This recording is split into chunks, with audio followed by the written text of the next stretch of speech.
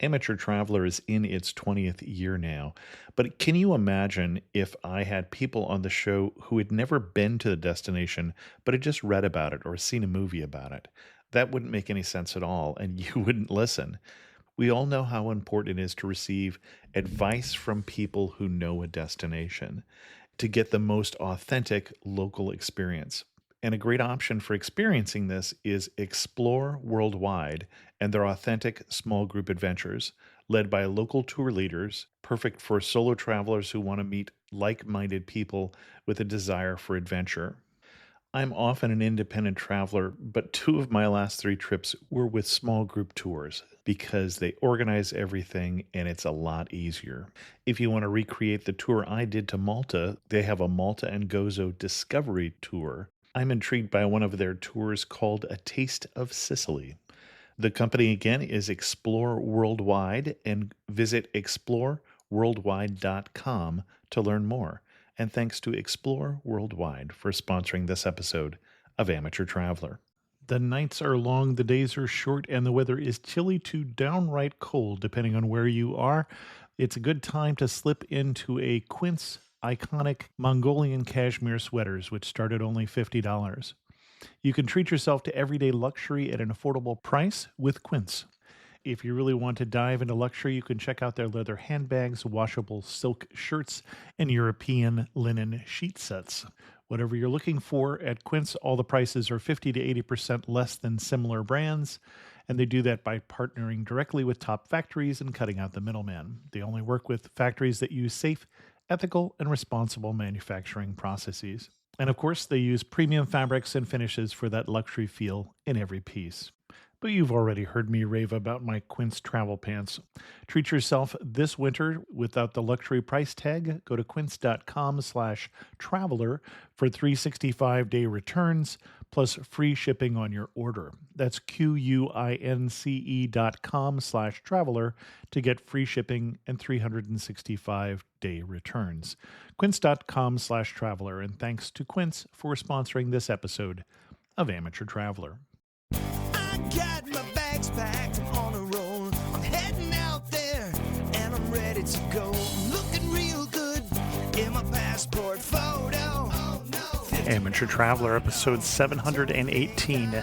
Today, the Amateur Traveler talks about walled cities, megalithic temples, fishing villages, the Knights of St. John, and the catacombs of St. Paul as we go to the island nation of Malta. Welcome to the Amateur Traveler. I'm your host, Chris Christensen. Let's talk about Malta. I'd like to welcome to the show Michelle and Nikki from CheekyPassports.com, who've come to talk to us about the island nation of Malta. Michelle and Nikki, welcome to the show. Good afternoon, or good morning, Chris. Thank you for having us on your podcast. Well, and what is your connection with Malta? Well, Chris, we are born and bred in Malta. We are native of this tiny island here. We travel a lot, but somehow we keep returning back home. It has that little connection which keeps taking us back to home. We like living here. And if we had to put it on a map, if people don't know where we're talking about, we're just a little south of Italy and just a little north of Africa. That's correct, Chris. We're bang in the middle of the Mediterranean. In fact, the best way to connect to the island is by plane, by air. There's an international airport which serves a lot of countries, and that is probably the best connection. Although there is a ferry to Sicily, which takes about 2 hours. It's not a long ferry. So that's the best way to connect. Well, and why should someone go to Malta? The island is small, and that has its restrictions, but it's also a nice thing to have because you can visit and do a lot of activities in a short span. Nowhere is more than 15 minutes by car. Well, it could be longer with traffic, but in reality, the island is, well, maybe 27 kilometers, about 17 miles long, and barely 14 kilometers wide. So you get an idea of how tiny the place is, and it's really easy to get around here. But there is a lot of traffic, we should say that. So sometimes it takes hours to get from place to place. But there's a lot of history and culture in Malta. There are small villages you can visit. There are large fortified towns. Visitors usually like the historical aspect of Malta. There are some of the oldest freestanding temples in the world. It's nice. It's a pleasant island. It's nice to visit overall. There are the beaches. There's a lot to do in Malta, despite its size. Well, Malta can be considered as a modern country. We have all the facilities one would imagine. But still, some places have retained the traditional character. So it's a nice mix of modern and antique and traditional. So you get a little bit of everything for whatever you want to do. Excellent. Well, where are we going to start if we go to visit Malta? Probably the best place to start is the capital city, Valletta. In terms of a city, it's very small. It's not like other capital cities. It's more like a small town. It's a fortified city. It has a lot of history, a lot of culture. The population in Valletta is actually small, unlike other capital cities. It's more of an administrative sort of capital, but with lots of shops and with lots of museums, with lots of churches, of which there are many in Malta in general. And it's a very quaint capital city. So people usually like to come here, just get lost in the streets, explore. Well, Valletta has maintained its charm. It was built by the Knights of Malta, and there's almost 3 centuries of history tied to that. Old palaces are still standing there, despite some damage in the wartime periods. There are quite a lot of entertainment venues, if you like, restaurants and bars, traditional or other type of cuisine. You get a selection of almost anything. And, of course, a lot of cultural activities, be it concerts, theatre, and other activities, which center around the capital city. And that's why it's a nice place to start off. It gives a good introduction to the whole of the island, probably. Great. And let's get into a lot more detail on that. So first of all, you said it was small, and I thought, well, how small is small? So I had to look it up. So you're talking less than 6,000 people. Yeah. Yes, that sounds pretty much okay, correct. That's small. Okay. I was thinking larger than that when you said small. So really small. It's more of a town for many of us, and I don't know what they would even call that in places like China where a city is 1 million people. And then you talked about different museums, churches, palaces. Let's go through those one at a time in terms of what you would recommend that we see. So specifically... Well, starting off with the churches, let's start with the most important one. Okay, we'll start with the churches. There's the cathedral, of course, St. John's Cathedral, which when you Google it up, you'll just see a plain facade. But once you get inside this cathedral, it's so richly decorated that it's really mesmerizing. Marble, and at times there was gold before legend has it that Napoleon just decided to take it all away.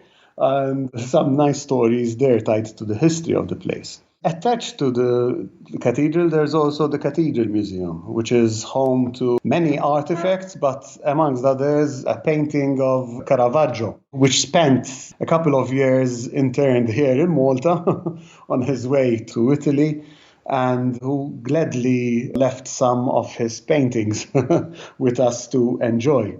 Well, you mentioned that was the church, and I should have guessed, actually, that it was the Cathedral of St. John, because the whole city, the whole idea for the city was by the Knights of the Order of St. John. The Hospitaller Knights, the knights who were taking care of the sick and wounded on the Crusades in Jerusalem, for instance. So it makes sense that that's who the church would be named after. We've got a whole group of knights there who founded the city. Yeah. In fact, you'll realize that most things in Malta are named after saints. Okay. Well, I got that from we'll start with the important thing, the churches.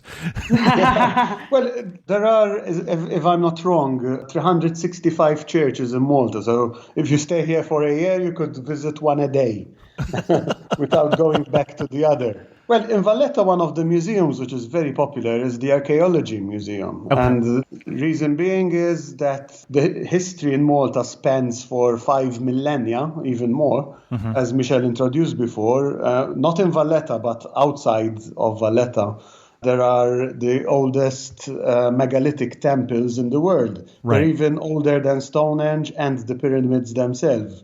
I'm mentioning Hajar Im in Naidra and Gigantia in Gozo. They are 3 different clusters of megalithic temples. And most of the artifacts which have been recovered from these excavations and other places, of course, have been stored and are on display in this archaeological museum, which is in Valletta. That said, all these sites are still very much worth a visit, although they're not strictly in Valletta, but 20 minutes by bus out of the capital city and you'll be there. And amongst these, there is also what is called the Hal Safine Hypogeum. It's one of my favorite spots. It's a megalithic necropolis underground. It was discovered almost by chance about 150 years ago. At the moment, it's very well preserved, but we would recommend to your listeners that if they would like to visit, they should book ahead. It can be done online because the place takes about 10 visitors an hour. It's a guided tour. But it's a necessary precaution because the environmental system within this underground structure is so delicate that it can't take mass tourism inside it. So it's still worth a visit. I believe the tickets cost somewhere like 17 or 18 euros, which is really worth the cost, although it's slightly higher than what you would expect. But you get a guided tour included in that. Just to make it clear, this hypogeum is not in Valletta. It's outside of Valletta, but the artifacts which were found are in this museum in Valletta. Okay. Another nice spot in Valletta would be the Upper Baraka. It's a lovely viewpoint sited above the Grand Harbour area. So if you have in mind how Malta looks, there's this harbour area which is it's a commercial hub. It's a very popular spot for cruises and cruise liners. And from this Upper Baraka, there's a lovely view of the Grand Harbour area and what we call the 3 cities, which are 3 ancient cities, fortified also. They're fortifications built themselves by the knights. Different Grand Masters had a say in building the different places, which have now been also regenerated, and each individually they're home to themselves, museums, churches of relevance, and of course, dining areas. We Maltese love to eat, as good old Boris Johnson has recently mentioned in the news. So from the Upper Baraka Gardens, there is a lovely view of the Grand Harbour and these fortified cities, so it's really worth going there and taking a nice picture. Okay. Then out of Valletta, what we would really recommend, another fortified city, but it's an older, it was Malta's ancient capital, it's Mdina. The resemblance with Medina, it has a connection with the Arab world. It was the ancient capital of Malta. And it is really a beautiful spot to visit. I would recommend doing it by night. It's also known as the Silent City. It's a very quiet place, unlike probably the rest of the island. And it's a very quiet place to visit. And there are excellent views from on top the bastions. And particularly famous for the chocolate cake of one of the places to visit, just next to the bastions. And it's a quiet place because it doesn't get much tourism, or? Well, the way it was designed to control invaders is it's a series of very narrow roads. It's not built like Valletta. Valletta was another concept. Valletta's built in a grid shape. Yep. And the idea for Valletta was to increase the mobility and facilitate the mobility of the army. Sure. But Mdina was built on a different concept. A lot of alleys and intertwining roads, very narrow, so you can't get an idea of your location, and orientation is very difficult unless you really, really know the place. And the idea was if invaders managed to get in, the locals could just run away and into their hideouts, and while the invading army would simply get lost in the alleyways. So nowadays, traffic is not allowed inside. And there are vehicles. only 250 residents in the citadel, so Okay. that is why it is so quiet as well. You can walk around it in 15 to 20 minutes, walking slowly. So it's a really small place, but it's really easy to get lost in because of the narrow lanes and the narrow roads. It was built specifically that way. Well, and then, I mean, the other reason it seems like it wouldn't have grids is this is a much, much older city. It's, 2,300 years older than Valletta? So this being founded by Phoenicians and the other one founded in the 1500s. So this is a 8th century BC. This goes back to, although the buildings I'm looking at are not from the 8th century BC. But Yes, but that is really correct. Again, there's a lot of history there. Mm-hmm. Most of the original buildings, unfortunately, had been replaced, but not with modern buildings. And you and I would have done that if we had lived there too. So, well, most of the huts have been replaced by a number of palaces and lovely homes there. And there's also a very beautiful cathedral in Mdina, St. Paul's Cathedral. Yes, correct. It's probably the gem of Mdina. Well, and this city is on the tentative list as a UNESCO World Heritage Site, so it's definitely something people are recognizing as being remarkable. Yeah. That's correct. And next to Mdina, there's my favorite town, which is Rabat. And it's my hometown, just to say.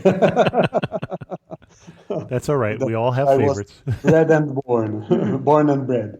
Well, it used to be the suburb of Mdina, and that's where the locals used to bury their dead. And they used to do so in underground tunnels. Got it. And all over the place, almost in every home, you get the series of interconnecting tunnels. The catacombs. Some of them have been beautifully restored, especially the St. Paul's catacombs, very close to St. Paul's Church, one of the major churches, which is very much worth a visit there. It's also very important for the locals because it's dedicated to St. Paul, who was the apostle responsible, so to say, for introducing the Christian religion into Malta. As you may be aware, Christianity is very, very much important on the island. By the number of churches, you could have probably deduced that by yourself. Well, and Paul got there, I want to say by accident, but that's probably not very good theologically, but he was shipwrecked there for 3 months on his way to Rome. That's correct. No, it is correct. And in fact, he wasn't accepted by the locals. Well, the story in Acts was, and I'm doing this from memory, was that he was picking up a load of firewood and there was an asp in it and he was bitten by it. And they thought, this person must be cursed by God because he's in the shipwreck. And now as he's rescued from that, he's bitten by a snake, but he shakes off the snake and nothing happens. And so they decide instead that he is blessed by God. And so they listen to what he has to say. That shows someone who has done his research. Well, no, that's someone who also has a Bible study podcast. Oh, okay. Then let me tell you another story about that. Okay. Legend has it that besides doing that, St. Paul took the poison out of the snake. That's why in Malta there are no poisonous snakes anymore. Okay. But then he put it in the tongues of the wives. Not so funny. That's a bit of a sexist joke, unfortunately, which our female friends do not appreciate at all. So, back to Rabat. I am very much interested in food, as you can deduce yourself. There is one of the most famous pastizzi place. Okay. Now, pastizzi is like a small flaky pastry pie, which can be stuffed with either ricotta cheese or mashed peas. There are two main flavors. Nowadays, there are lots of other flavors, but the traditional flavors are ricotta or mashed peas. Traditionally, there are a lot of small pastizzi shops around the island, but there's a very famous one in Rabat.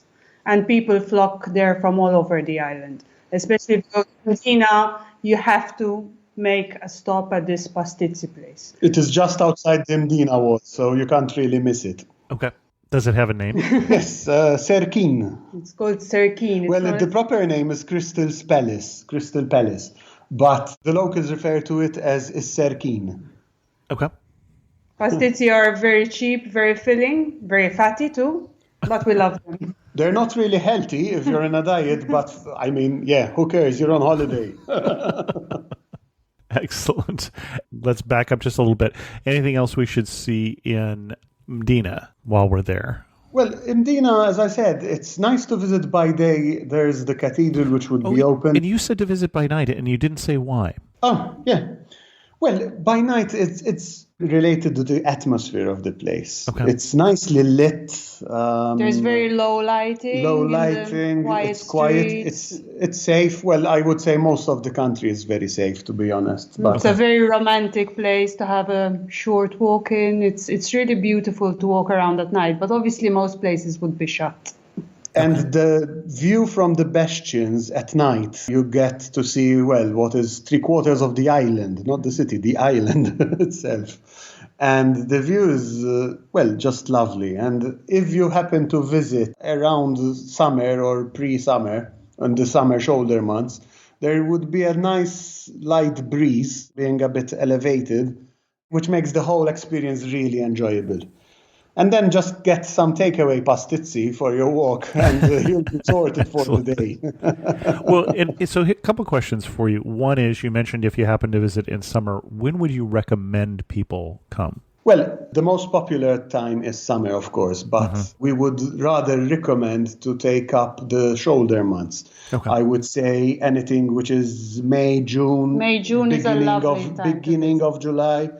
I would avoid August. Okay. It's the most popular period. It's the safest when it comes to weather, but it's also the hottest. It's the period where we're terribly overpopulated. Yep. All the beaches are full. There are shutdown holidays for all the workers, so every Maltese is on the beach. You can't really move, you can't really breathe. And the prices would be sky high. So my favorite period would be May, June, and September, October is also a nice period to visit. But in September, October, you risk some rain occasionally. But not necessarily. We had beautiful weather last year, extended till November, even beginning of December. And we could also swim. The weather is just brilliant in that period. Yeah, in Malta you can swim till mid-November easy. Oh, okay, interesting. Well, the other question for you is, we're talking about, as we said, a small island. Would you recommend for a 1-week itinerary, we plant ourselves in one place and do day trips, or would you recommend a couple different places to spend the night? We would suggest you stay at one place and then take day trips all along. Everywhere is really close, so it's really easy to travel around. There's no point in spending your time between two places because you can get anywhere quite easily. Public transport has improved, although it's not our favorite means of transportation. And we Maltese, we love our cars, so there's a lot of traffic usually. That said, you could very easily rent a car or a motorcycle, but be aware that you would need a full license, international driving license for both. And you drive on the left. And we do drive on the left. Okay. So that could be confusing for some people. Yeah. Otherwise, we also have some services like Uber, which is not quite Uber, but some services which are similar. They could be a tad more expensive, but it's really easy. Now, I would look that up on my phone by saying not quite Uber, or does it have another name? Oh, sorry. I would suggest Bolt, B-O-L-T. That's the major one. Terrific. But the services are mushrooming somehow, so there could be much more by the time. Sure. We're also known to be very bad drivers, so one has to be a bit cautious. It's a really good way of getting around if you decide to drive on the island because it's so small. but we're known to not be very good drivers. So That's always the advantage of having the locals on who can say that and not get in trouble as much. But yeah, in fact, whenever we travel, people tell us, "Oh, you should be careful driving," and so and so. And we're like, "It's fine. We learn to drive in Malta. Anything else is easy." well, and then in Rabat with the catacombs, would I do a tour if I wanted to see the catacombs? You could really do it independently, but Okay. or have a guidebook. But yes, tours are widely available. You could get it organized by a hotel, or as I said, you could do it independently. It all depends on what kind of traveler you are. Okay. Do keep in mind that tourism is a big thing in Malta, so you get Sure. all the options available to you without needing to hassle much. So if you want a comfortable day tour and day trip, you'll get a taxi organized for you from the door of your hotel to the catacombs with a guided tour and back. Or you just could do it yourself simply and explore the island by yourself. I would suggest doing the latter, but Okay. it all depends on what kind of traveler you are. English and Maltese are our official languages, and most Maltese speak English very well. Many speak Italian and also French. So Some Spanish too, probably. you're probably sorted when it comes to language Okay. barriers. I wouldn't say it would be a major issue. Well, in my understanding of Maltese as a language is that it's like 50% Italian, Sicilian, and then 30% Arabic in terms of where it's coming from because Yeah, of where so- it is. Some French and some English thrown in as well. Some in Well, French, you sure. have to Okay. keep in mind that before our independence, which was a few decades ago, Malta was conquered by almost all the powers in the world. Each and every one of them just left a little bit of their influence there. So now we have this lovely secret language which we can use when we're abroad and discuss things without the locals of the other places knowing what we'd be saying. So it comes in very handy when you're an international traveler.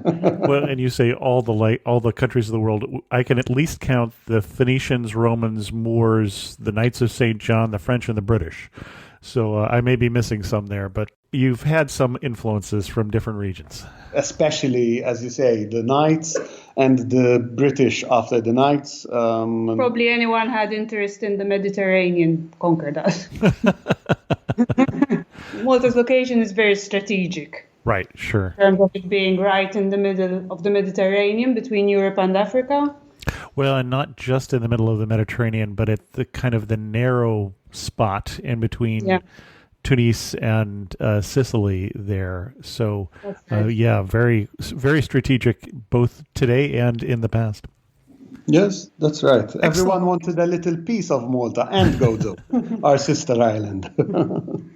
I also wanted to comment because about when you asked how you would get to see the catacombs. Almost everyone who lives in Rabat has catacombs in their gardens or under their houses. Well, I so you gathered can that. just ask a local to show you to around. show you the catacombs in their houses. That's funny. Well, and where should we go next? Or is it all downhill after you've been to Rabat? Well, not downhill, no. This time I would take you uphill, but not at night. Rabat is on the, what we say, central west coast, which is the greener area, the less developed in terms of buildings. Okay. The eastern side of Malta has seen a lot of development, I would say, unfortunately, but the west is pretty much pristine. And if you love nature and love the occasional walks and you'd like to enjoy a bit of the natural habitat of Malta, then take off from Rabat and visit the west coast, either to the south or to the north. It's all pretty much undeveloped. There are lovely walks, especially next door to Rabat, there's Dingley and what is known as Dingley Cliffs, a sheer drop, something like 80 meters of cliffs adjacent to the sea, and it makes for a lovely, lovely walk there. So it's a nice lovely place sunset spot as well. and a lovely sunset spot. Got There it. are many trails along the west coast where you can take hikes or treks. In fact, in winter, we like to do a lot of trekking over there. You have the sea on one side, nature on the other, and it's always beautiful. In fact, as Michelle said, the area is very popular for winter tourists. It might be a bit too hot in summer, but it's just great in winter. We don't get very cold winters. It's really rare that the temperature falls below 5 degrees Celsius. Celsius, 5 degrees Celsius. I'm sorry, I don't know how That's okay. that translates to About Fahrenheit. 40 degrees Fahrenheit. But it makes for a pleasant walk in that area. Mm-hmm. Then, whilst we're mentioning pristine places, there's of course the sister island of Gozo, one of my other favorite spots in the island, in my country. I have relatives there, so I'm also tied a bit to the island. But the island has seen less development than Malta, and it's not connected to the mainland by road or by tunnel, but it's connected with a very short 30-minute ferry ride, which is also very cheap to get there. Okay. But that little distance has ensured that Gozo has kept most of its original character, its traditional character. It has a lot more authenticity than Malta. There are still some villages in Malta which are quaint, but most of Gozo is quaint. So it's a really pretty island to visit. And a day trip would be enough probably because it's really small. Yes. All across Gozo, there are also some nice spots to visit. There's the Cittadella, which is the equivalent of Mdina, if you want to say. But in Gozo, yeah. But in Gozo, it's also a fortified city. Some beautiful views from there too. When we say city, it's tiny. Yes, please do keep the scale in mind. Well, and now I know your definition of tiny, so that helps. It's a 10-minute walk around. Okay. And, well, of course, there are also a number of nice fishing villages, Shlendi, Marsalforn, Imjar, where you can get some lovely lunches and dinners around the place, too. And Imjar is where the ferries land, so that's a place that'd be easy for us to find, right? Yeah. Exactly, yes, Okay. yes. One of the most famous spots, which unfortunately got lost recently, was the Dueira window. It was a backdrop for one of the Game of Thrones episodes, and that made it even more famous. But unfortunately, due to natural events, due to actually erosion, this window just collapsed.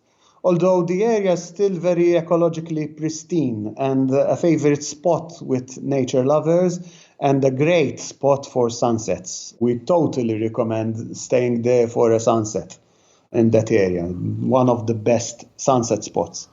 Incidentally, it's also one of the nicest diving spots. I believe we haven't mentioned diving. No. Of course, diving is a very popular activity here in Malta.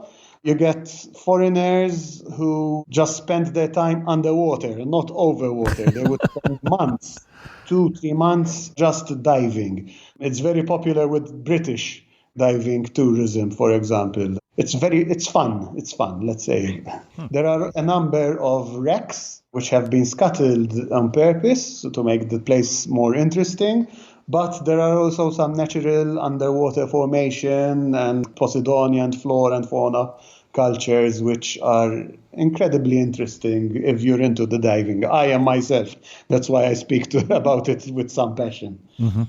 And in terms of favorite places, you say the Azure window is a good spot. Do you have another favorite spot? Yes, I would say the fishing villages of Shlendi and Marsalforn.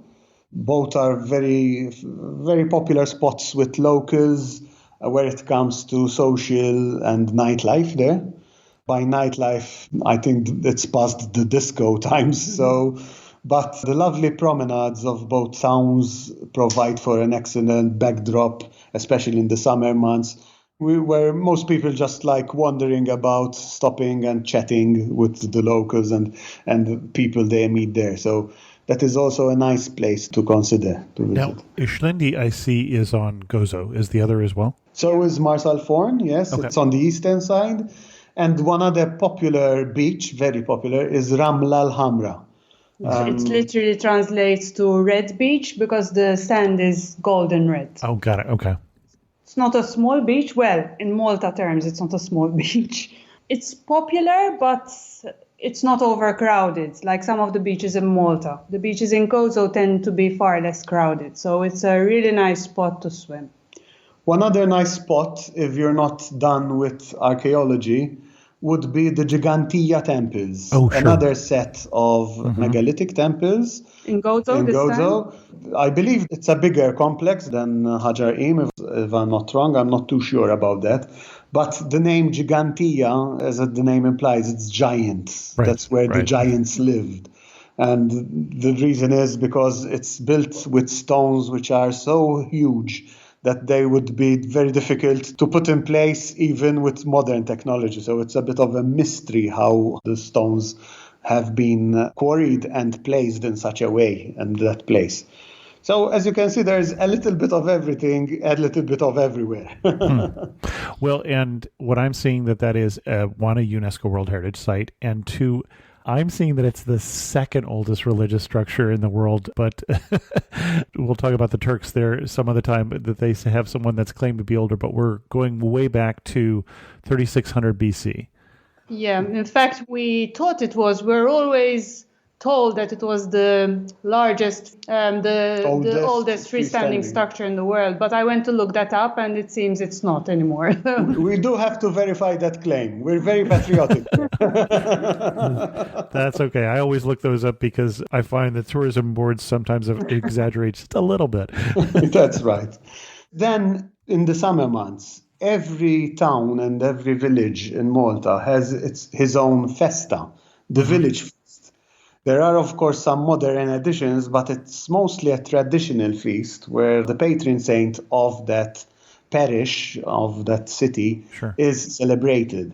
So you get a band club or a number of band clubs, decorations along the road, an atmosphere of festivity in that particular week. But depending on when you come over to Malta, the tourism authority has a website which gives a calendar of events. Okay. One could plan his stay to maybe visit this feast, especially close to the weekends, Fridays or Sundays, where there's a lovely show of fireworks. We love our fireworks displays.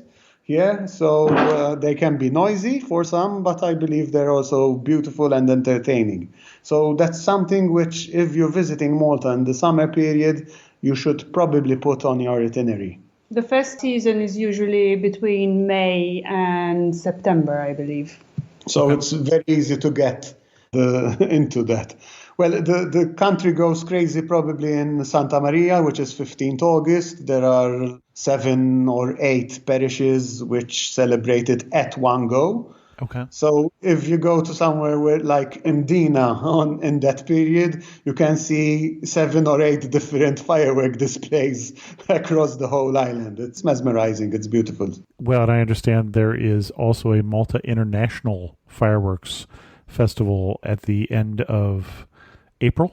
Yes, that's also correct. It's usually based around the Grand Harbour area. And one of the best places to visit, though it could be crowded, is the Upper Baraka, what I mentioned, one of the Valletta sites to visit.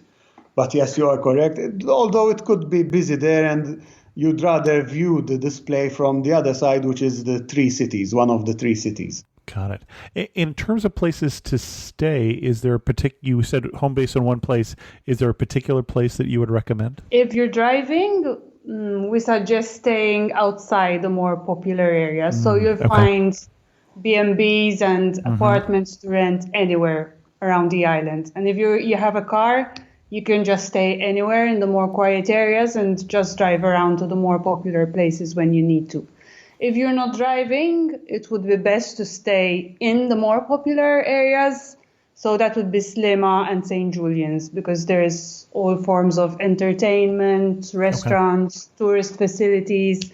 They're very, very touristic areas. So it's really easy if you stay there. They can be noisy, though, especially in the summer months. They get very noisy.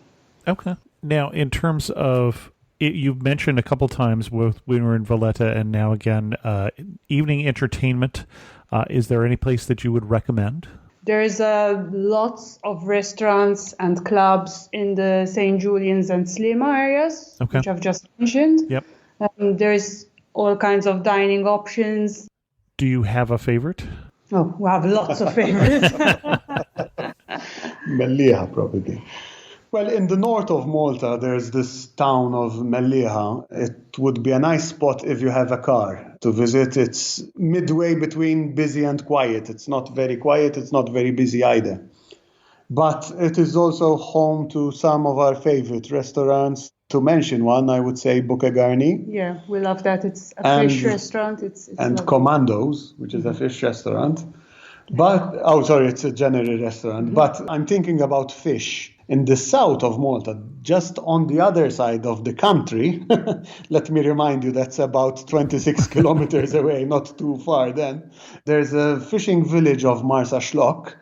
Every restaurant there are a lot of fish restaurants, and they all serve really fresh fish. So if you like fish, that's the village to go to. It's a very long promenade, and all the restaurants on the promenade serve fresh fish caught by family members who are fishermen who just berth their boat outside of the restaurant, get the fish in, and that would make for a lovely, lovely fresh dinner there. Lunch or dinner in that area.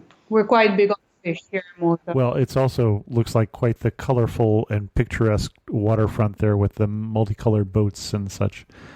It is. Yeah, it's worth a short visit, because there's nothing much to do except walk along the promenade, see traditional fishing boats, and have lunch or have fish for lunch or dinner. And take some Instagram photos. I was going to say, that's what I'm going to be doing. So, all right. Excellent.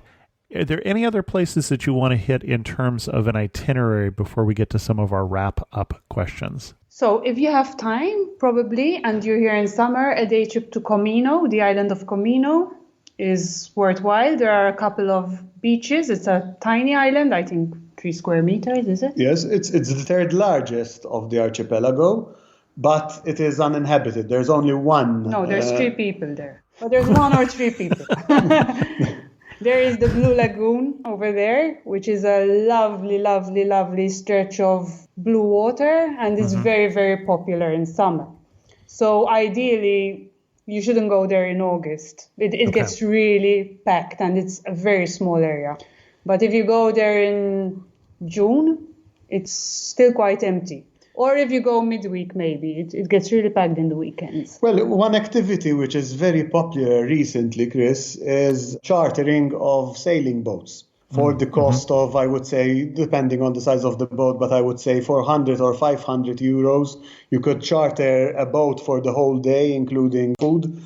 And you'll basically sail to anywhere you want, but the most popular destination, as Michelle mentioned, is the Blue Lagoon. And all around Comino with its lovely cave formations and lovely spots for snorkeling or diving. Just basically a very nice place to have a nice chill time there. A nice bottle of wine would do also. Also, you can get there with the ferry from Malta. It's not just the charter boats. And if you charter a boat, it would be about 10 people, I suppose. So it would work out to around 40 or 50 euro each year. Yes. And is that chartering a bareboat or with a captain? You can have both, depending on your preferences. But I would say just relax and get a skipper, and you'll just enjoy the whole trip and get drunk. Being on the water on boats is very popular in Malta. Because there are so many people on land, people are heading out to the water. So many people just spend their days in summer on the water in boats. Got it. As we go to wrap this up, you are standing in the prettiest spot in Malta. Where are you standing and what are you looking at? So we have 2 spots. One would be Comino's Blue Lagoon, without the people though. Without the people, okay. So you have to go on a quiet day or in shoulder season. The water is just lovely.